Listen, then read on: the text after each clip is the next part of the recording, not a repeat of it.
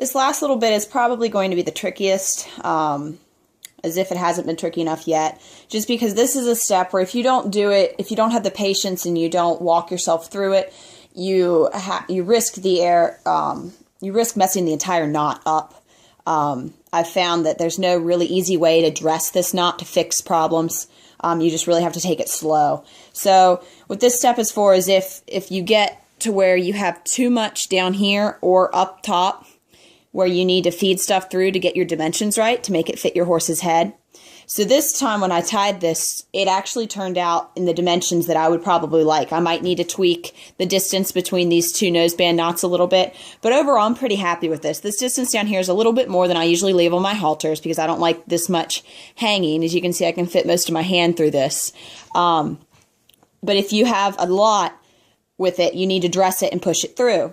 So the easiest way with this is to find on top what you want, where you want to add or decrease your distance, and feed it through. And you're just going to go bit by bit. So in this case, I want to make these shorter. I'm pretty happy with the noseband and everything up here, but I'd like to make this here a little bit shorter.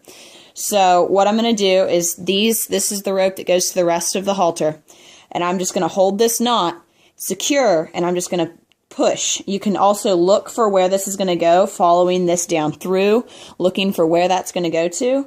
But if you give it a little bit of a push, it's going to pop out. So right here, this is where the loop is popping out. So I'm going to pull that just to see it.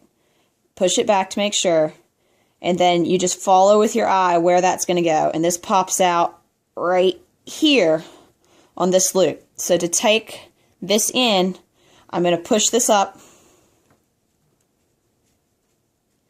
and feed it through. So now I have that loop up there. So I'm just going to follow this through, and it's going to pop out through here next. So I'm going to tighten this up now. I'm always holding the rest of the knot with my other fingers from the other hand. And then finally it's going to loop back up and go through like that. And then I've tightened that up. The reason you want to initially navigate from these longer strands that come out of the knot is to guarantee that you're getting the direction pulled down here that you want to. Because if you were just to push or pull on one of these, you got a 50-50 chance of pushing the wrong one or pulling the wrong one. So following the direction that you want to go is best.